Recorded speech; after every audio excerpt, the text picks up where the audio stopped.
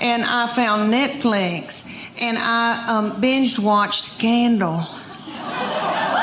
Have y'all seen Scandal?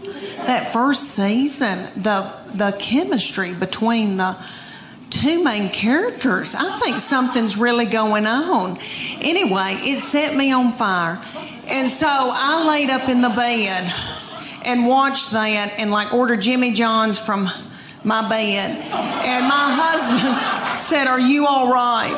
But I ended up getting sciatica from laying in the bed. I didn't get bed sores. I got sciatica and then ended up having to get physical therapy that cost $1,000 because of my deductible.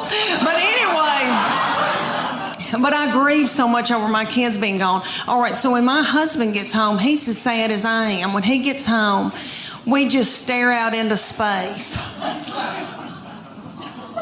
And he's very quiet. He's an introvert. He doesn't talk. He doesn't chat. So I just sit and talk to myself. And we have 2 beagle hounds, and we just sit and kiss them in the mouth. And they are yummy. And we go to bed. And a lot of y'all look really young in here, and I'm going to scare y'all to death. But I'm going to tell y'all, look at these young girls right here. I'm going to tell y'all what your future is going to be, okay? All right, when you get to be about your mid-40s, you're going to start a thing called perimenopause. It's before you go through menopause, and it makes you crazy. And you sweat in the bed at night. Okay, and all your hormones get messed up. All right, I go to the bedroom, and I am so hot at night that I put the air on 68 because I don't want to die. My husband puts it back up on 70. And he says, "You're freezing me to death." He's having to wear pajamas for the first time in our marriage. Okay. He said, "I can see my breath." That's a lie. But I know he is cold because one time he had to wear a toboggan. But anyway, we get in the bed, and that big beagle, who is 10 years old, a boy named Augie, who is so sweet. My husband spoons him in the bed. And then we've got a new little beagle that is a pocket beagle, and her name is Gigi, and she is so yummy. And she had a nervous tick when we got her, and she ate our couch. But other than that, I love her. And she gets in the bed, and she backs her little butthole up against my head at night, right here. And when we get, all right, so when my husband spoons that big one will wall his eyes at me and looks like, "I don't want him. I want you." Let me tell y'all how this all started between me and my husband. We met at the University of Tennessee while he was stalking me. He was so tickled with me. Okay, he was getting an MBA. I was finishing up my undergraduate. He is so smart and such an overachiever that he had already gotten an undergraduate, worked for 2 years, and got an MBA. I was just finishing mine up, my undergraduate, because I'm so fun. And I thought, oh my gosh, he is so smart. He can do math. He can reconcile a checkbook. There's no telling where we're going to go, what we're going to see, how we're going to live. Well, we graduated, and he decided to buy a used mobile home business in Bean Station, Tennessee. And I know y'all don't know where Bean Station is. In the foothills of the Appalachian Mountains. Did any of y'all ever see Deliverance? I think they filmed that there. Beautiful, beautiful lakes and pretty and all that. But so he moved me there, and he wanted me to be in sales for him at this used mobile home business. So I did that day. Until I saw a family drive up in a Gremlin with the window out and a 9-year-old smoking a cigarette. That's the truth. She lit it off of her meemaw. And that's her grandmother. Do I need an interpreter? Okay. She lit it off her grandmama. And so I quit that day, and I went home and I got pregnant that night. All right. Thank you. I had 3 babies in 4.5 years. Yeah, it hurt. It did. I was pregnant and or breastfeeding for 6 straight years in the foothills of the Appalachian Mountains. And let me tell y'all, when I found out about my 3rd baby, I feel terrible how I reacted, but I was so overwhelmed and so tired. But I knew that day I didn't feel right. I thought, what is wrong with me? I'm tired and I kind of feel sick.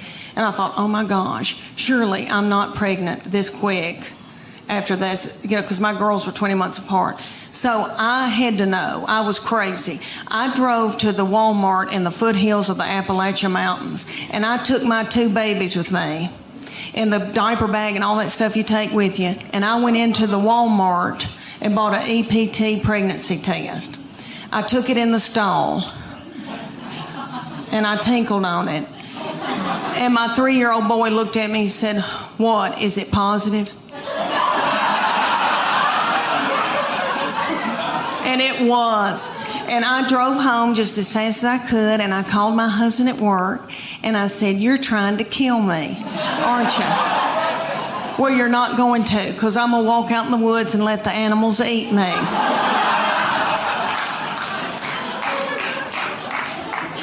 But y'all little mamas probably know what I'm talking about. It's so overwhelming. We would be in the grocery store, and my 3-year-old little boy, so yummy, so sweet, would be in Superman panties with doo-doo balls falling out at the grocery store. I think, oh my gosh, did anybody see that? I don't have anything in my purse to pick it up with. Is some little child going to think it's a milk dud? Just keep on moving, everybody. Just keep on moving.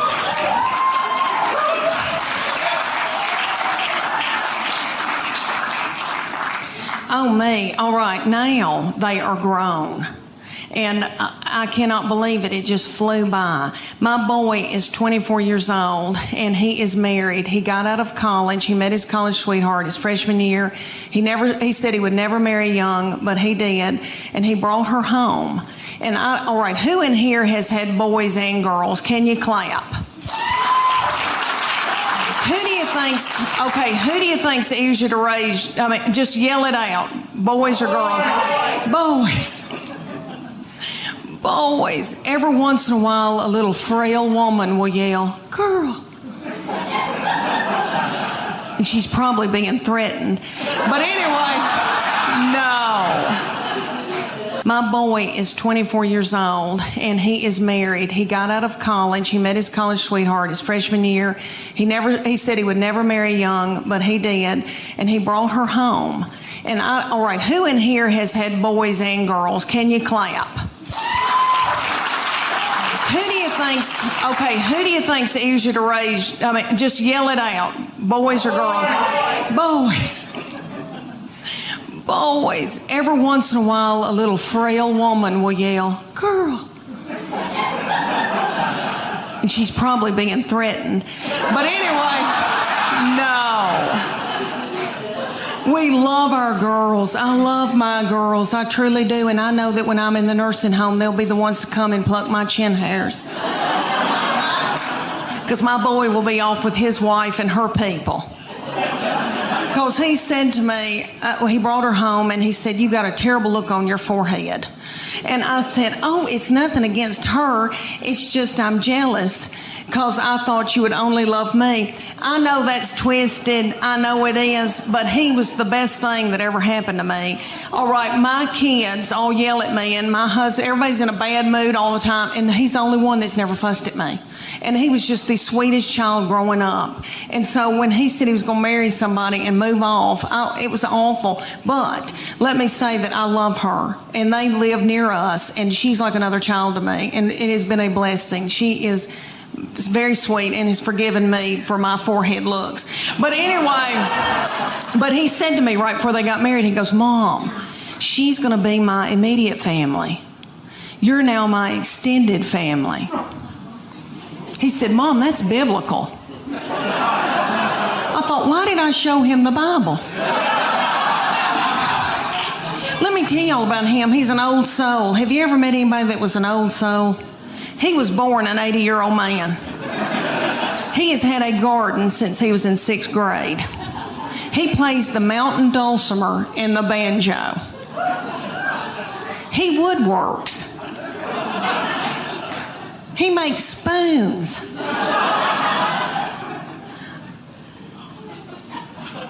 He makes spoons. I mean, he is so yummy. All right, his favorite music is gospel bluegrass. His favorite, okay. Ding-a-ding-a-ding. All right. His favorite artist was Dr. Ralph Stanley. Dr. Ralph, look at you. Look at you. Knowing who Dr. Ralph Stanley is. Okay, for those of you who don't, he was on the Oh Brother Where Art Thou. That is probably the most famous thing he did. But he was the godfather of Mountain Soul. He ended up dying at like 92. He had a little cowboy hat propped on his head. Yummy. Okay, he would come through Knoxville, and I would take my son to see Dr. Ralph when my son couldn't drive. They propped little Dr. Ralph up on stage because he was so old. I almost threw my panties at him because that's what you do to Tom Jones. And I love him. But anyway, I was standing there listening to Dr. Ralph Stanley singing gospel bluegrass, and I think to myself, how many teenage boys are listening to this? What are teenage boys listening to? Rihanna, Waka Flocka Flame, some of that nasty goings on. I thought, wouldn't it be funny if I had to yell at my boy, turn that gospel bluegrass down. You're out of control. If I hear I saw the light one more time.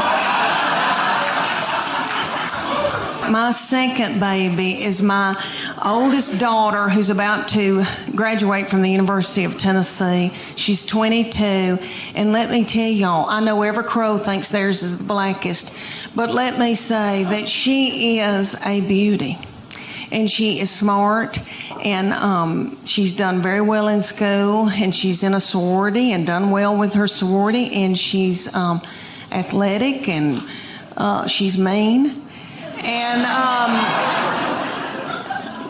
we're scared to death of her. We walk on eggshells around her. She's not mean to other people or in public. She holds it in so that she can come home and like spew it out onto me. That's okay. That's God's way. But this is what I think happens. When she was a junior, her summer between her junior and senior year, I think that God allows this to happen. And you little girls that your babies aren't this old, just listen to me.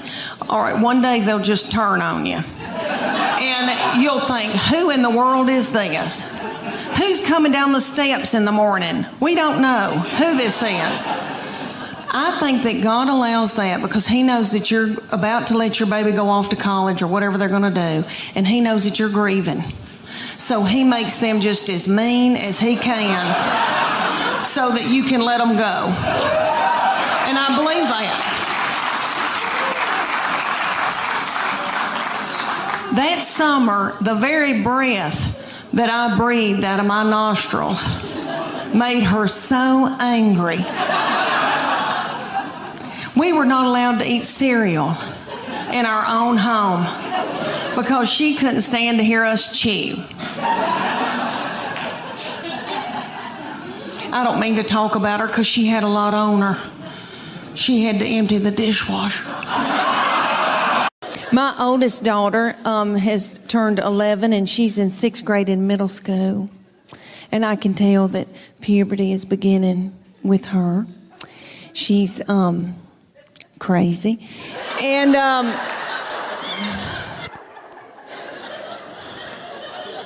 she's mean as a snake.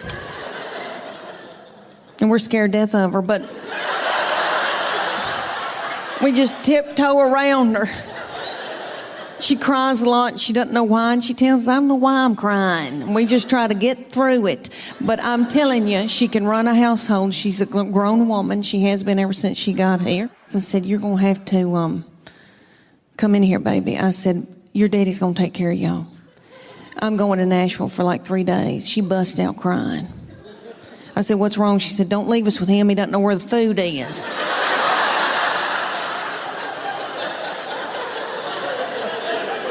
I said, well, that's why you're in charge. And she is. God love her. But my girls are emotional, and I don't mean to talk about them because I love them, and I know they'll visit me in the nursing home. But they are lunatics. My husband says they're psycho, and they need therapy. And I'll give you all an example. I can be in the pickup line at school, and this happened when they were in 1st grade, and it happens every day when I pick them up at school now. I'm sitting in the pickup line, and I can see them come out, and they are in a good mood.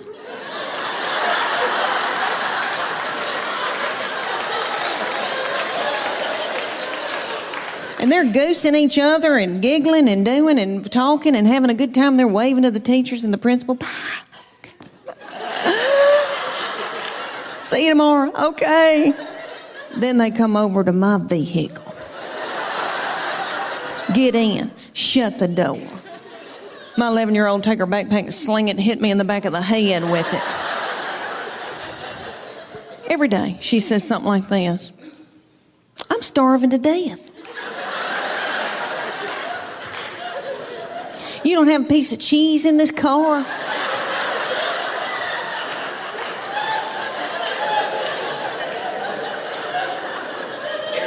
Your driving's making me car sick. I hate her. Why'd you have her? And then my baby will be sitting up there in a daze. She'll be going, Mama, Mama, Mama, Mama, Mama, Mama, Mama. What?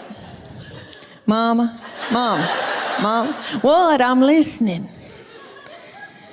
She asked me some of the craziest things. One day she said to me, did Jesus ever have head lice?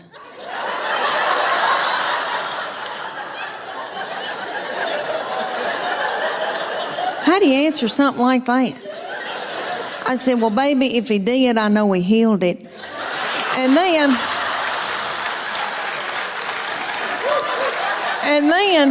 my girls would be whipping each other in the back seat and telling each other how bad they hate each other and they wished each other were dead.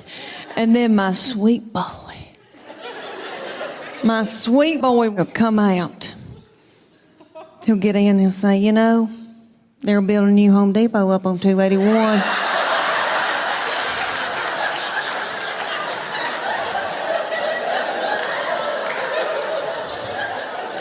Just as happy-go-lucky. He's just like this. He's been like that all of his life. He's 14. He's never sassed me. I know people say it's coming. I'm telling you, I don't think it will. And I'm in love with him. My husband says I have an unhealthy obsession with him. Whatever. And I tell you, for you little mamas out there, you young mamas that are going through, you know, got a bunch of little children vomiting in the carpet, peeing in the closet. When you're trying to pee and they like slide ham under the door and say, can you open this, Mom? know what y'all want for Mother's Day. Y'all want an Ambien and a hotel room.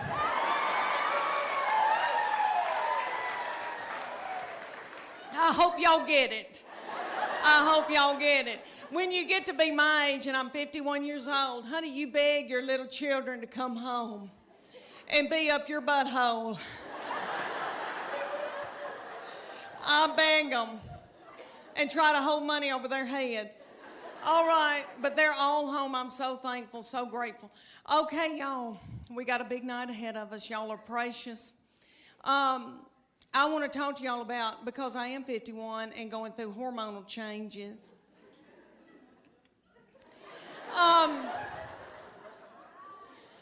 Okay, I am with their daddy, and these children all walked off and left me with him.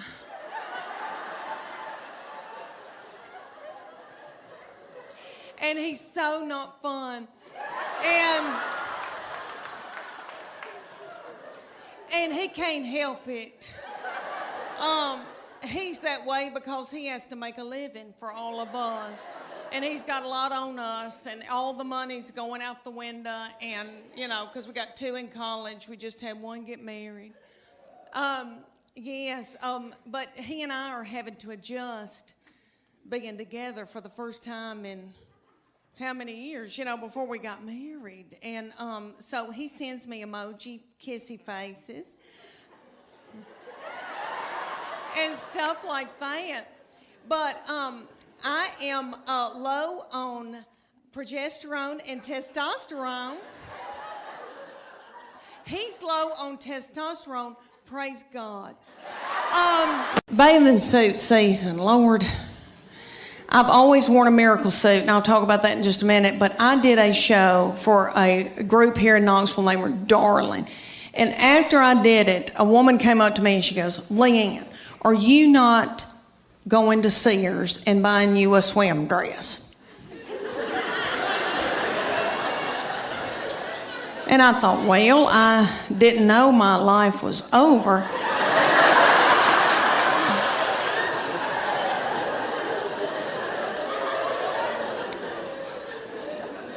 So she said, you need to go to Sears or order it online with Lands End.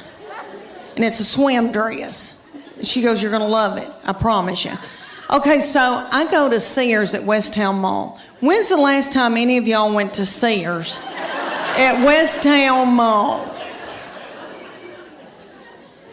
There's not a soul in the Westtown Mall Sears.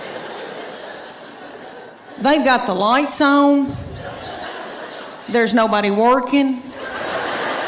There's nobody there shopping. I swear I think they're running dope out of Sears.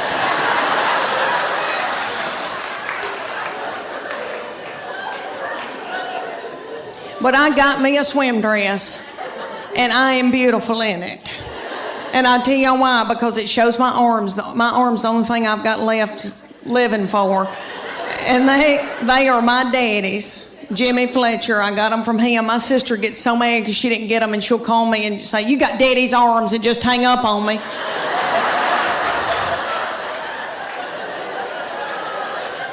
But this swim dress, okay, it cinches up through here, so it's real flattering right there.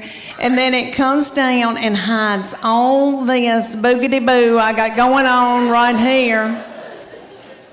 And I am beautiful in it. I hate to say that. It kind of looks like Titanic,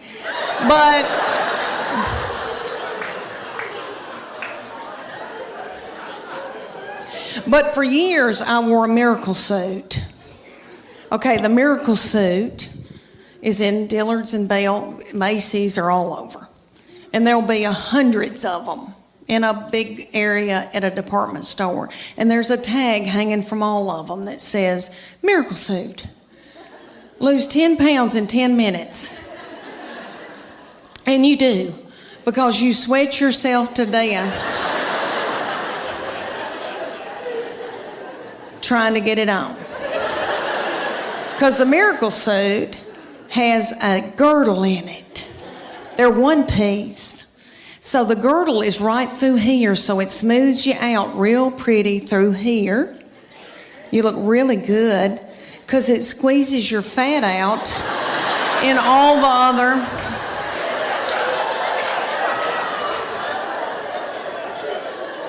other directions, all the other holes.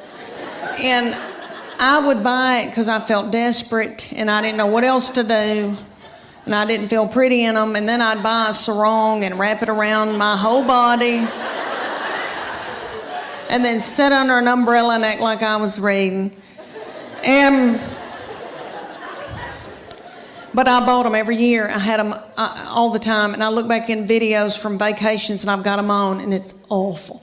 Okay, so my girlfriend, the one with poop, you remember her? Okay, she found out that I had one. She was like, oh my gosh, I want one. So she drove down from Greenville, Tennessee. And they went to the Dillards. And she brought her 14-year-old daughter with her. And they got in the dressing room at Dillard's. And the 14-year-old was sacking her mama up in this bathing suit.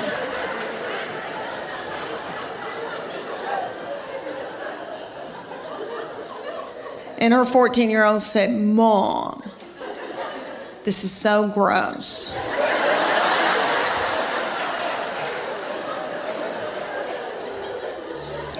Put it back, let's get out of here. She said, I can't. He came to me in, he was in middle school or high school, and he's very spiritually mature, has always been. I didn't do it. Their daddy didn't do it. God did it. But we call him our little Billy Graham. But anywho, so he was dating a little girl, and he came home, and I said, what y'all been doing? And he said, we've been watching a movie, and we were kissing. I said, oh, that's normal. That's okay. But I said, baby, before you know it, one thing can get out of hand. You've got your arm around somebody, and then you've got your hand on her leg. Things can get out of control. He looked at me like I was crazy. And he said to me, Mom, I've prayed about this. Nothing like that's going to happen. And I know he meant that. And all I could think of to myself was some of the nastiest things I ever did.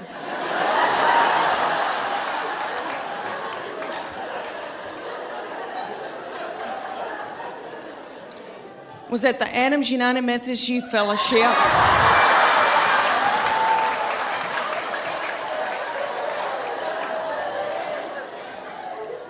On a hayride. I don't know what it was about hay that set me on fire. I wish it did now. I could get a new purse out of that. Do y'all know what I'm talking about? Youth groups. And we've all, here in the South, we've all been raised in church, Did y'all ever go to a lock-in? What little fool came up with that?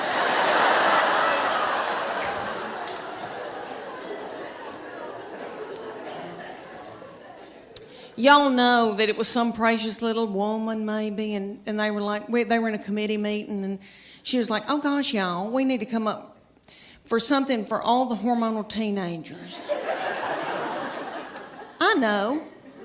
We'll put them in the church building and lock the door and turn the lights out and leave them there all night. Maybe somebody will end up pregnant. Well, all over the United States, they've got this thing called competition cheer. And it's kind of like, if you don't know what that is, it's kind of like Honey Boo Boo meets the Olympics, really. It's gymnast. They're gymnasts. And there's one in Knoxville called the Sharks.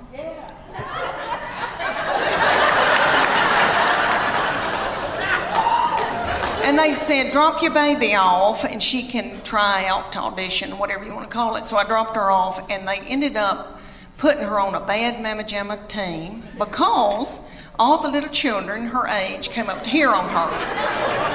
and somebody's got to throw them up in the air. So they were thrilled with her, and they treated us like royalty. But anyway, they said, you're going to come in here twice a week, learn a 2-minute routine. It's going to cost you $150 a month. It's like, okay. They said, there's a uniform that you're going to order, and it comes to here. It's going to expose her stomach. She's going to have a tiny skirt on with a slit in it with a glitter panty underneath it. It's $300. I said, that's a whore outfit.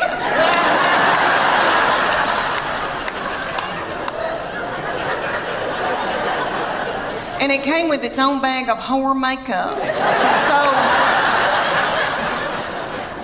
that all the little children could look alike.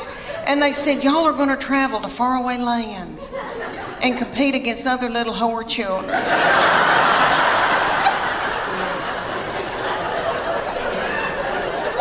So we went to like Cincinnati or Atlanta, and we had to get hotel rooms and the gas and all of that. And then you drive up to a big coliseum, a huge coliseum, and there's tens of thousands of little whore children walking around. And my husband said, there could be pedophiles here. This is the awfulest thing I've ever, something's not right. Okay, so then they said, you're going to pay $150 for your baby to be in this competition. You're going to have to pay $30 to put a band on to get in and watch your baby in this competition. Somebody was selling corn dogs for $15. Okay. They start out with the babies, so it goes from 5 to 18 ages. So the babies come out in a tiny little skirt about the size of a napkin. And they come out to Beyonce's All the Single Ladies. And their little mamas are in their 20s. And they're not bitter yet. And they're in the front doing every move to keep their baby on track because they're babies and they need to be at home breastfeeding. So they move up throughout the day into my baby's age, and they're the reef sharks. They call out that name, honey, for 2.5 minutes. My baby throws little children up in the air, flinging little children, broken out in a sweat, working like a Trojan. Did you see my Spanx? Okay. All right. One of my girls said I look like Miley Cyrus in the Wrecking Ball in my Spanx. But anyway, so she throws these little children up. The little children she's throwing up in the air are the flyers. They call them the flyers. And they're freakishly tiny little children. I don't know where these people come from. Their mamas are freakishly tiny. I mean, I come from big people. I've got thick ankles. I can work in the fields. And the whole time she's throwing them up there, these little girls are going.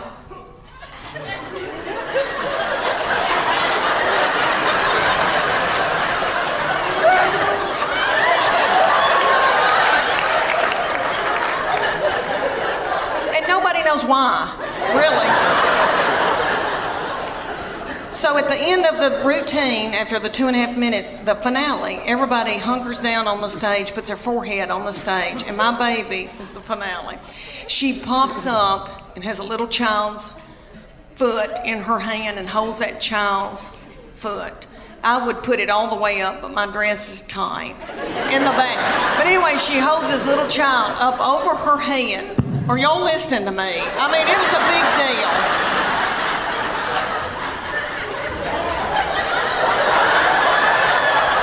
I mean, could you hold her up over your head or vice versa? I mean, you know, it's a big deal. So anyway, everybody went nuts. But she said, after it was over, she goes, I'm tired. I don't want to do this anymore. I'm going to go back to playing. She ended up playing volleyball the rest of her childhood. But she said, I'm keeping that whore outfit. She said, I'm going to get married.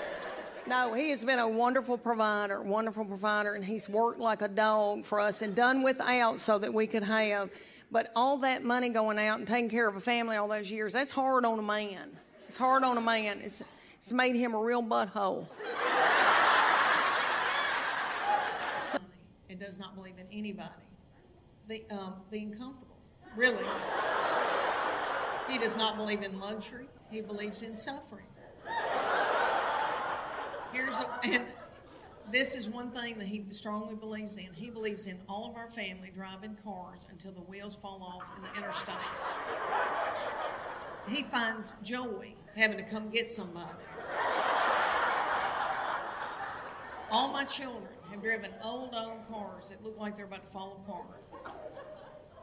This is what he does for me. He'll buy me a car about a year old, pay cash for it, and then make me drive it the rest of my life. I put my foot down last year because I was driving a 2009 white Honda Pilot. If you don't know what that model looks like, it looks like I was delivering Lay's potato chips.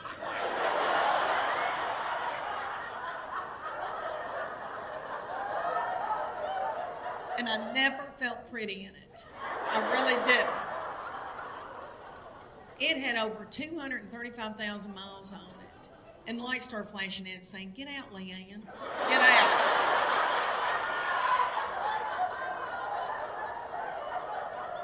He drives a 2007 Tahoe, and the T and the A are missing.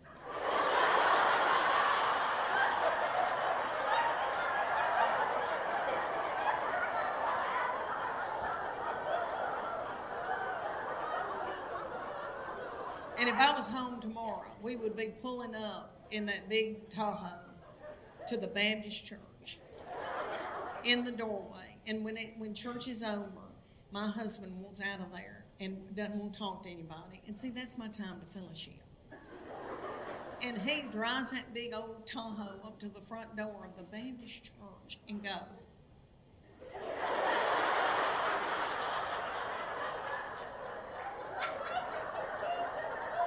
and he always says, "You're the last one in the parking lot." I said, "There's going to be a lot of people at my funeral." I've built relationships with people. He goes, "Okay, fine. I'll have to have mine in a yogurt shop."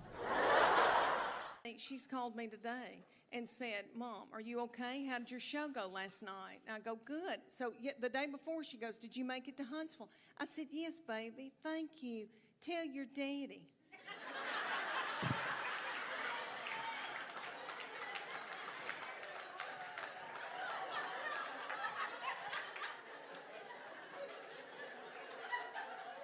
Curtis, he was so in love with me, honey. Stalked me, bought me presents, did all that. We will be married 29 years.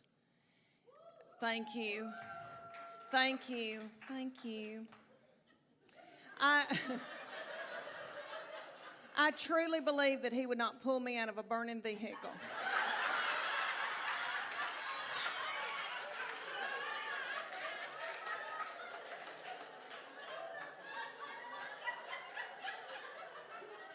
Okay, here's something that's different. Now that they're having little children, so different than when I had mine.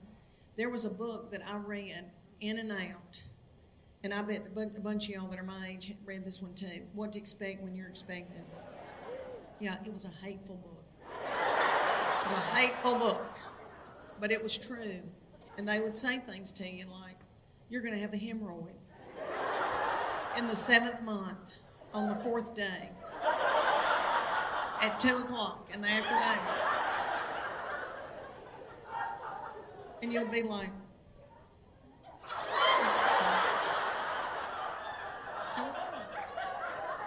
back then, everybody was terrified about food allergies, and that was a big thing that they stressed, and our pediatricians. And I remember having this whole big chart in my kitchen on the wall that told me, my boy, I wouldn't let him have sweet potatoes until August after I had cleared the squash in July. That just crazy.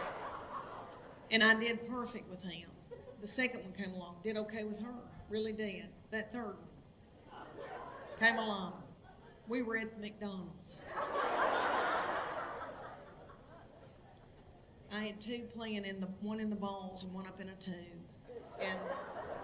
And my baby child did not have any teeth yet.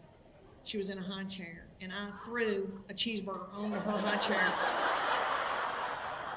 and she gummed it down. And a woman came over the intercom and said, "Excuse me, ma'am, but your baby has pooped in the tube."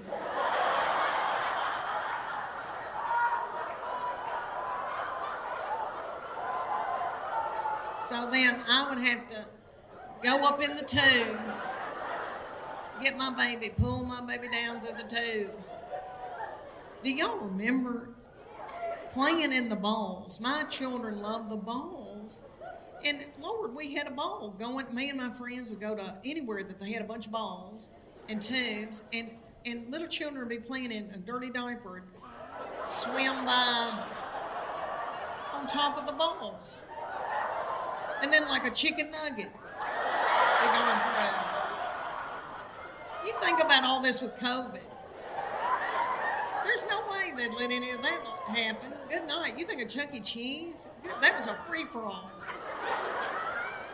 Mine loved it. Okay. Let me tell y'all this. Baby food has changed, and I didn't know this. When I was having my babies, you had little baby food jars. They've still got maybe 2 of those on the grocery store thing. Now it's in pouches. Everything's in pouches, and I don't think they're worried about food allergies. My grandbaby had a pouch that had turmeric, cashews, and squash in it, all squished together. And now they don't feed babies with spoons. They just squirt that pouch in their mouth.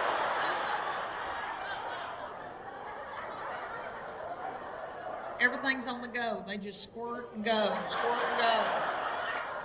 And I'm worried about it. I really am. I think there's going to be a whole generation that doesn't know how to use utensils. Okay, the 5 love languages. All right. Me and Chuck Morgan in Sunday school class went on a retreat, and they talked to us about the 5 love languages. You know, and it's written by little Gary Chapman, who is a doll and tiny and does, that man's probably getting in his 90s, and he does sit-ups every day. And that little